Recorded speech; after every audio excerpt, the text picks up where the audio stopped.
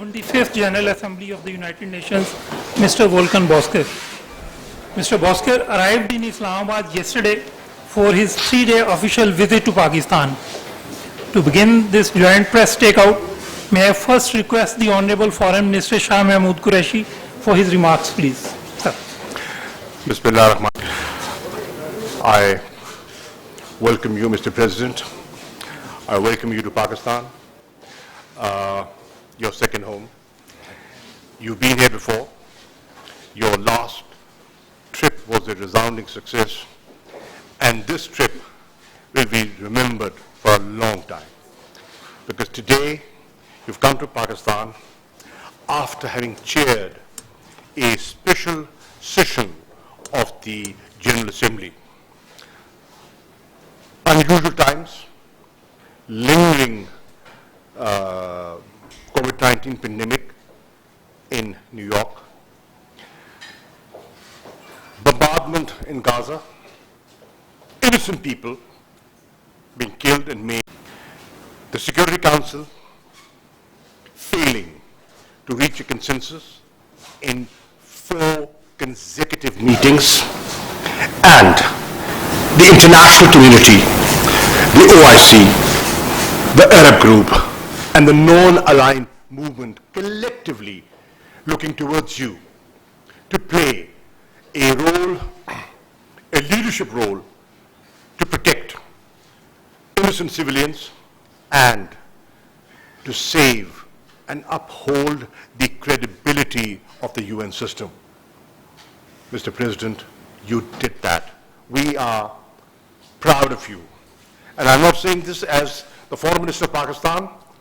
I speak on behalf of OIC, and my country is one of the founding members of OIC.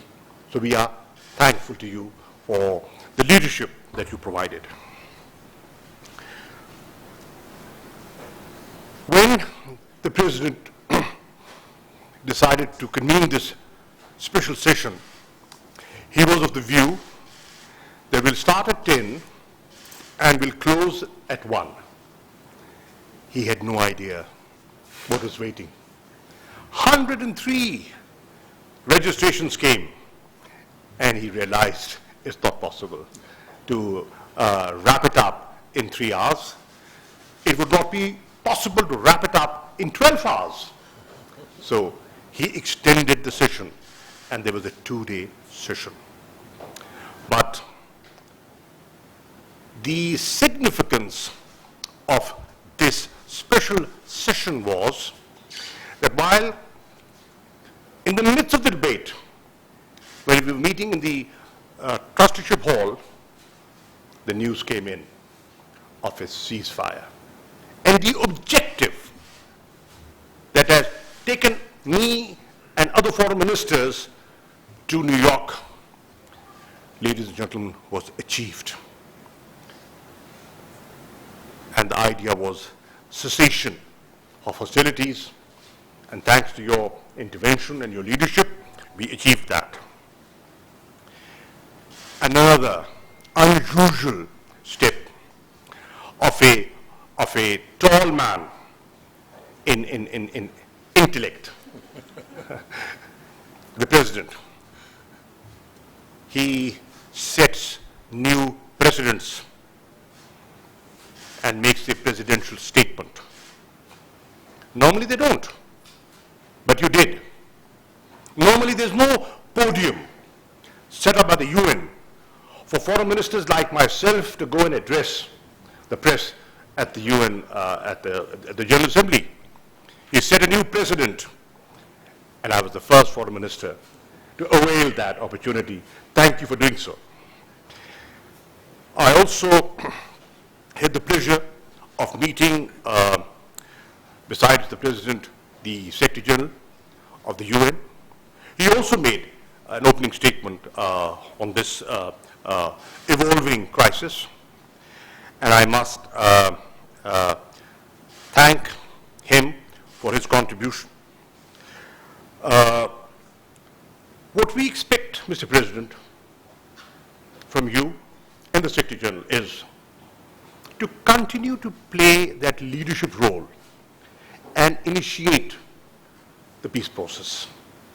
What we've achieved is the first milestone. But what we need, and the nation and the Ummah is looking up to, is a revival of the peace process. Because this is a simmering issue.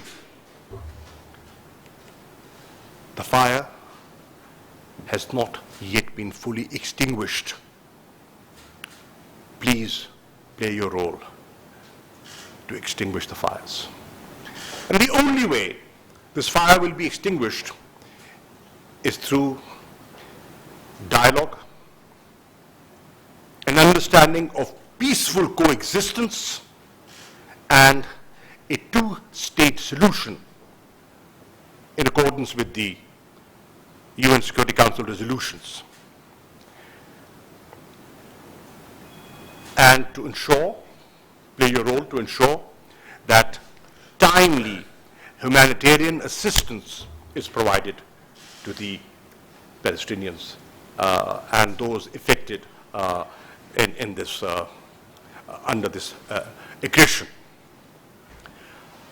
I intend to get in touch with the Egyptian Foreign Minister, and I also want to acknowledge the constructive role played by Egypt, the leadership, President Sisi, and yesterday, last night, Prime Minister Imran Khan had a very good conversation with President Sisi. They discussed the situation and what needs to be done in the days ahead. I had the opportunity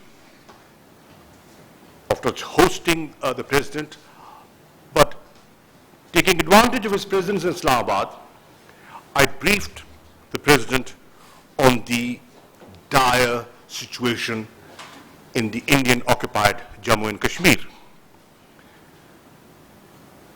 And I drew his attention and the attention of the Secretary General of the similarities between the Palestinian situation and the Jammu and Kashmir situation.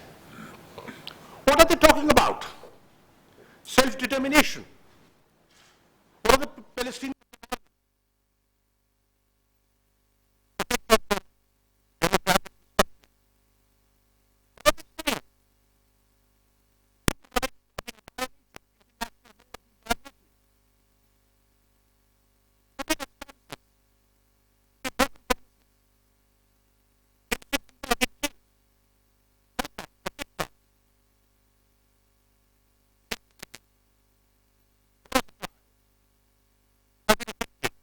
Hospitals have been bombed. Red Cross has been targeted. So, play your role and protect us. What are people in Jammu and Kashmir saying? Palestinians are saying,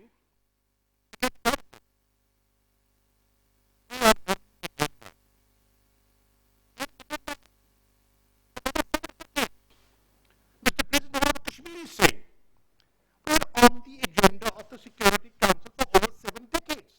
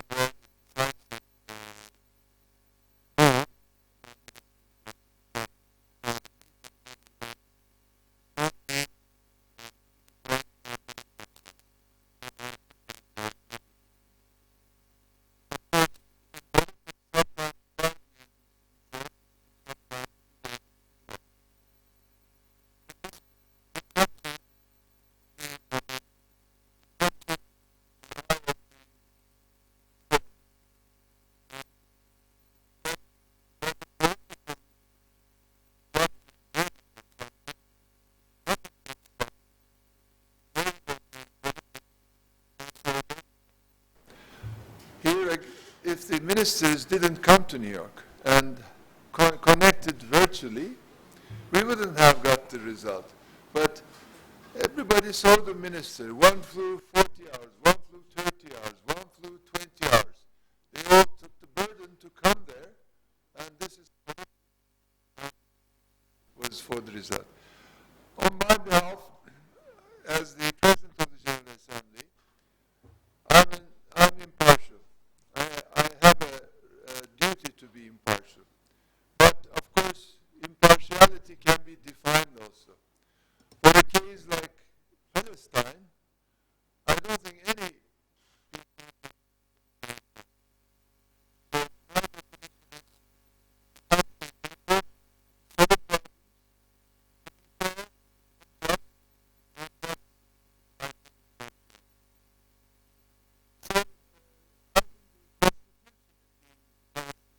is a swift return to negotiations, as the Minister also mentioned, with the goal of ending occupation, addressing all the final status, including the status of Jerusalem, and achieving two independent, sovereign, viable states, Israel and Palestine, living side by side in peace and security, and mutual recognition with the recognized borders of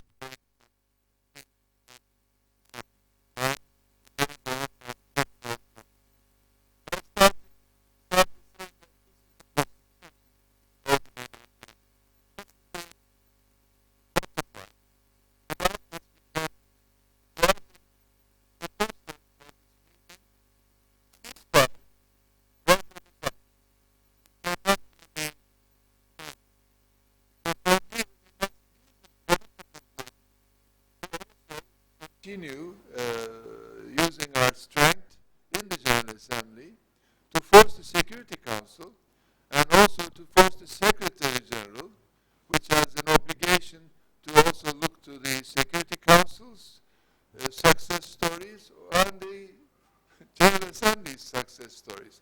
If there's one success story, it's enough. If there's two success stories, even better than enough. So here, I think we have a lot to do, but we also have a big room for maneuver. Minister mentioned and also compared the two important things. I think the two problems are the same age, Palestine and Jammu and Kashmir. And I fully agree that this is the case.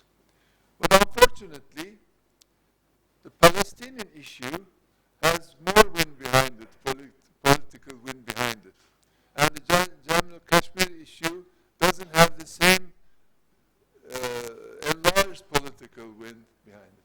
So I think it is the duty, especially Pakistan's, to bring this to the United Nations platform more strongly, and the PGA only needs an application from a group of countries, and it can be held as a meeting there.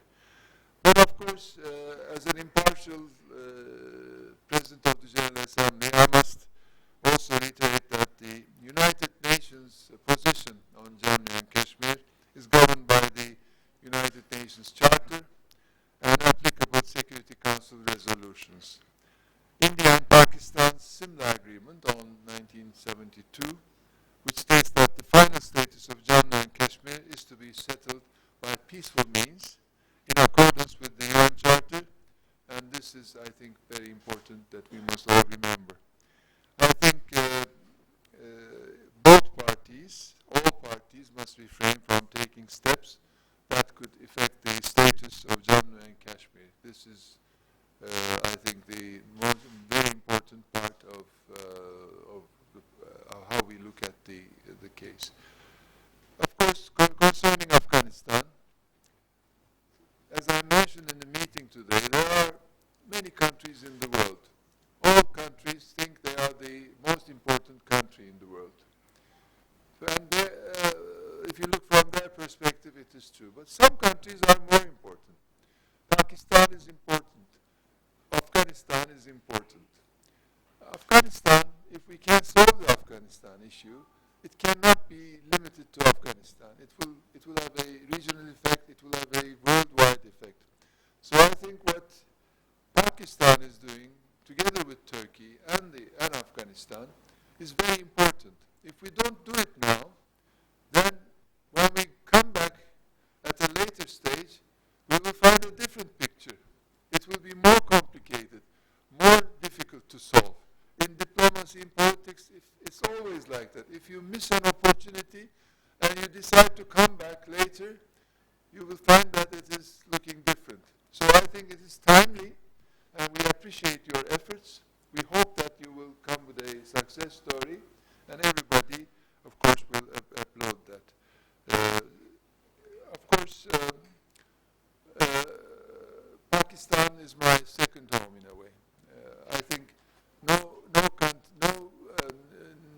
everybody in the world can understand why Pakistan loves Turkey and Turkey loves Pakistan.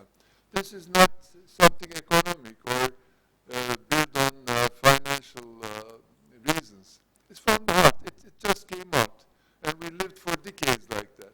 So as a president from Turkey, I have an obligation, I thought I had an obligation, to come before taking office, and also while I'm the president, to visit this beautiful country. And I just, my mask is today green, and my tie is green, just to, I shouldn't let it go unrecognized. And also, I'm really honored for tonight's ceremony, which I will accept it on behalf of the United Nations, and it is showing that United Nations and Pakistan are working together. Pakistan is honoring the United Nations, and through the President of the General Assembly, I think it's a very important message that will be given, and it will be an honor which I will carry throughout my life. I thank the government and also the President for choosing me for that honor. Of course, the Prime Minister's charisma and widespread sympathy in the world is important for Pakistan. I think what he's doing with the tree plantation programs, putting into effect the difficulties countries are facing vis-à-vis the debt issues, and also dealing with COVID in this country comparatively much better than many other countries is remarkable. And I think reaching 10 billion trees in some years' time is a very ambitious looking but very correct project. Why Islamabad is so green and why Islamabad is impressing everybody coming here is because these type of decisions are taken. And we have the Pakistani permanent representative, Ambassador Minir Akram, as the president of the ECOSOC. He's doing a great job there. And many of these issues are dealt in the ECOSOC platforms. And he has finalizing his tenure with a lot of important issues. And one is this one. I think the problem is for some countries not debt postponement, but debt elimination completely. If a country cannot pay, what's the use of postponing it? So we will have an LDC SITS conference with the ECOSOC president before the summer.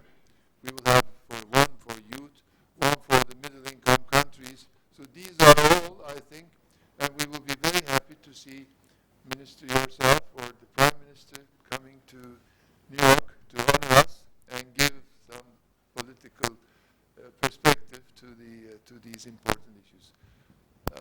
Thank you so much for giving this possibility, and I wish you all the best, yourself and to Pakistan as a whole. Long live Pakistan. Thank you, sir. Thank you very much, Mr. President. We can now. Adil Bhai.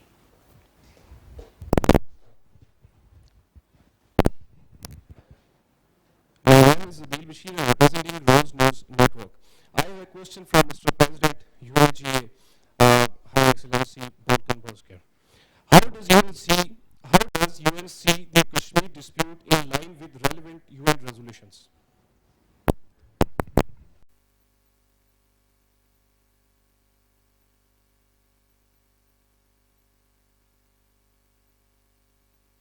The UN position in that respect.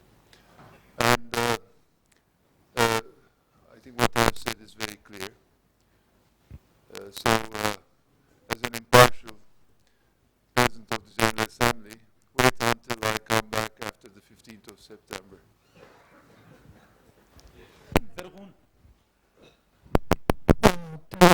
Let me draw your attention to a very important meeting taking place in Geneva right now, the Human Rights Council. Pakistan and Pakistan's ambassador to Geneva, Ambassador Khalil Hashmi, through the OIC, moved a resolution, and a special session is being convened, which will discuss human rights violations, violation of international law, and war crimes, and genocide, ethnic cleansing. All this would be under discussion and under debate. I am confident that Western democracies that believe in human rights will stand up and be counted. And don't just tell us what human rights are. They should actually take concrete steps today. And one of the concrete steps can be to draw the attention of ICC on the human rights violations and the war crimes that are taking place in Gaza and the West Bank, and what happened when a holy site respected by all three religions, Muslims, Christians, and Jews, was attacked on the 27th of Ramadan, the holiest nights for any Muslim. I'm sure they are cognizant of these developments, and they will take action. I'm also told that there is some proceeding already initiated in the ICC. I do not have the details, but there is something going on over there. Let's see what the Human Rights Council concludes today, and we can take it from there. Anas. Minister was reading my talking points, so I don't have anything to add to that. Thank you, Your Excellency. Anas Malik from Capital Team. My question. So I do not want to do that. I do not want to do that right now. Coming back, so my question is for you. We've got two persistent issues on the General Assembly agenda. First being the India-Pakistan question, the Kashmir issue. Second being the Israel-Palestine question, the Palestine issue. We've recently seen that there were attempts to put off the India-Pakistan question off the agenda of the General Assembly. What would you, as the President of the General Assembly, do to either scuttle, stall, or would you want it to be taken off the agenda, number one? Number two, what is the way forward precisely on the issue of Kashmir and on the issue of Palestine? As the President of the General Assembly, what would be your role? Thank you. Well, I think I tried to describe what the General Assembly can do and what the General Assembly cannot do. The problem is there is a belief that if things do not develop positively or as a result in the Security Council, then the General Assembly has a role to play, which I don't think it is the case. The Palestinian meeting was held not because the Security Council was not able to come with a decision, but we had two opportunities. One was the emergency session, it is not closed, it is suspended, and each time you can open it from where it stopped. Or, like we did, we used the Middle East agenda item and we inserted into that. So it needed the two groups' application to me, and I decided to have a meeting. So the important thing is to convene a General Assembly when there's not a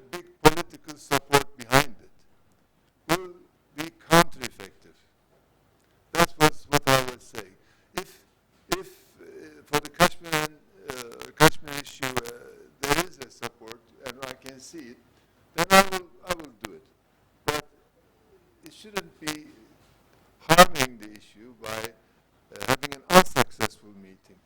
So I think the first work should be done with countries like, like in the Palestinian case was the IOC and the African group, and then the NAM joined it. So we saw the clear picture, and without a resolution, with just a appeal to peace declaration from me, and with the statements, we reached a result. But if we have a meeting by the request of, let's say, Pakistan, and then we don't have the support there, it will be bad. So what I'm saying is, first, it must come to me with a wind, and then I deliver. If you want the wind to be blown by me, I don't have that authority. Thank you very May much. I speak?